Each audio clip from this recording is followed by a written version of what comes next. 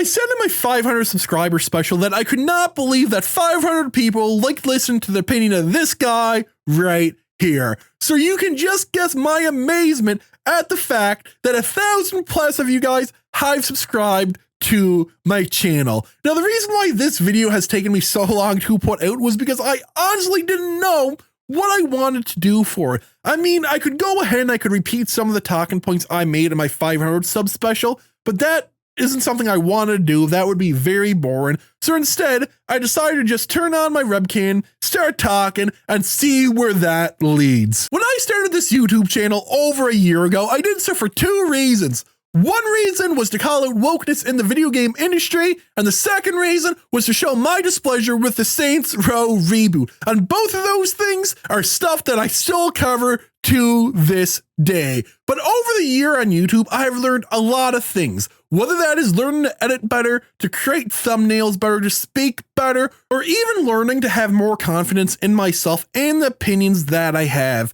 But the thing that I value the most about this, about creating this YouTube channel, isn't all of this stuff. Rather, it's you guys, the subscribers. And I know that probably sounds super corny, but it is true. One of the things that I love is having conversations with you guys in the comment sections, learning your opinions, learning your takes about certain things that is happening, even if we don't always agree. And if we don't agree, we're able to get our point across without resulting to petty insults, which is very rare on the internet nowadays. And now more than ever, we need this kind of, I guess you can say, discourse, especially when we have video game outlets like Kotaku, like The Gamer, trying to say that if you don't agree with a certain take, you're a racist, you are a homophobe, you are a bigot, and all of the above. And all I want to say is thank you. I absolutely love this community. I love everything that it stands for, and I love that we are able to have these types of conversations while agreeing to disagree. But with that out of the way, I want to tell you guys my future for this channel.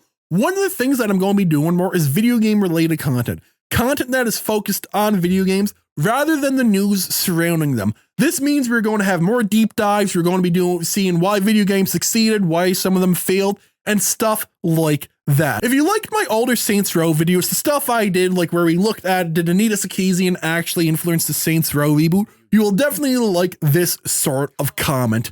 One of the things that I will always do on this channel, though, is provide you with as much information as I possibly can. Whenever I read an article, it just isn't me reading the article. Behind the scenes, I'm looking at other evidence, I'm looking at other articles, I'm looking at tweets, I'm looking at reviews, I'm looking at stuff that either proves or disproves the topic that we are talking about. And in fact, you're probably seen me doing this in some of my other videos where I'll pull up reviews from Metacritic to disprove review bombing, pull up tweets and stuff like that. And the reason why I do this, especially in my videos, is because I just fucking hate the people who use the trust me bro, it happened source. With the way the media is now, especially gaming sites like Kotaku, like The Gamer, you really need to be researching into topics yourself to see what they are saying is true or not. And that is what I do behind the scenes. My opinions are formed by that. I'll let you guys know about that in the video. If I come across any information, I usually try to pull it up if I can. When you watch one of my videos, you can feel comfortable knowing that I'm sharing all my information that I have with you guys.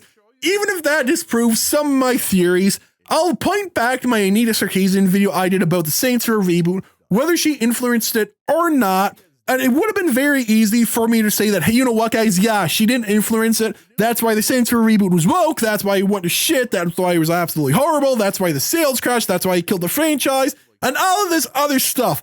But the fact is, I honestly do not believe it after looking through all the information. And in that video, I also provide you that information so you can draw your own conclusions. And that is something that I will always do. I will always be forthright with you guys.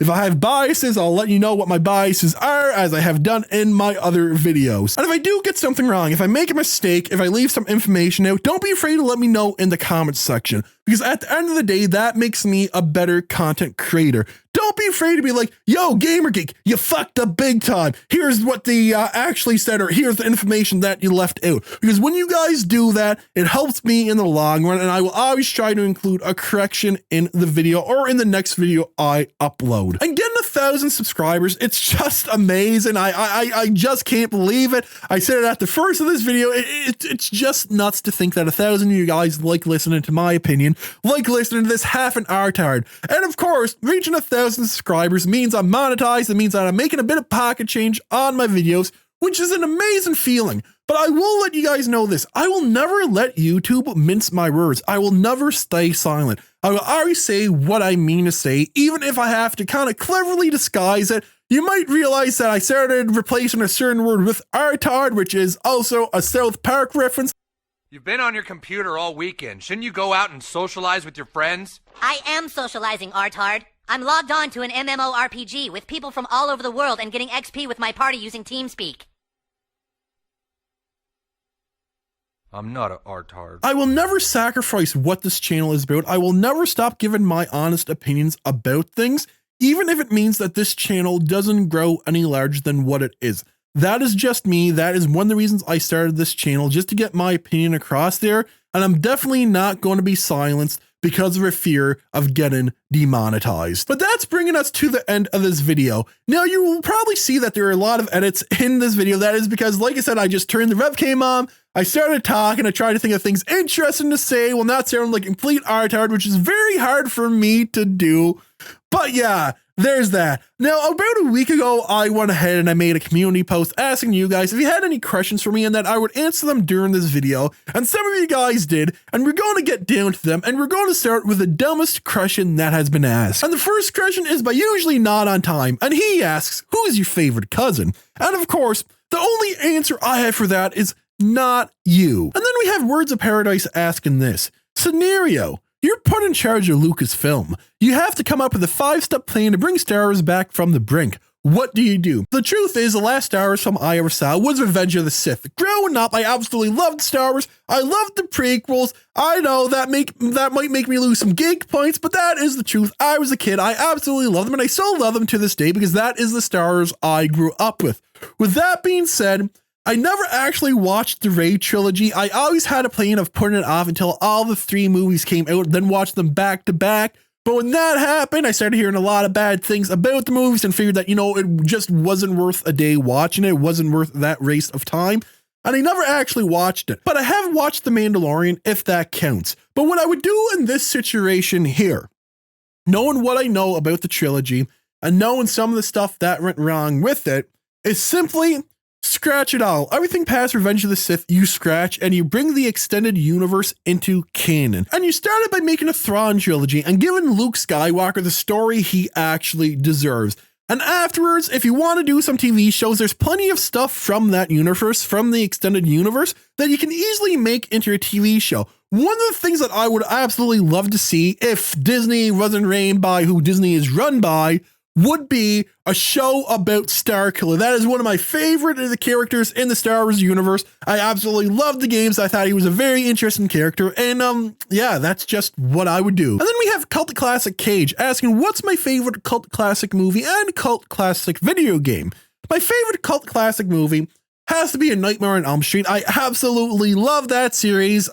Dream Warriors, all that stuff. I'm a huge horror movie junkie, and you know what? I think that is top tier horror in my book. And my favorite cult classic game, it has to be Second Sight. I think that's a cult classic game. I believe it is. I may be wrong on it. I absolutely loved this game as a kid, and I actually haven't played it since I was a kid, but I remember having a ball with this. You play as a character who has all these supernatural powers. He has telekinesis. He can manipulate people's minds, get them to do what he wants. He can astral project and all of that stuff. I thought it was absolutely amazing. I definitely have to give it another go sometime soon. But that is it for this video.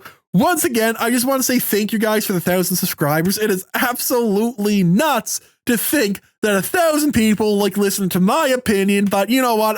That's all I really got to say about that. And I just want to say again, I want to reiterate that I really do appreciate all of you. I appreciate this community that we have around this channel, and I just love talking to all of you. And you know, even if I don't grow to be big, even if my growth stops here, I am perfectly happy with where I am at. Hope all you guys have an amazing, wonderful day. And of course, as always, I will see you in the next video. Peace out.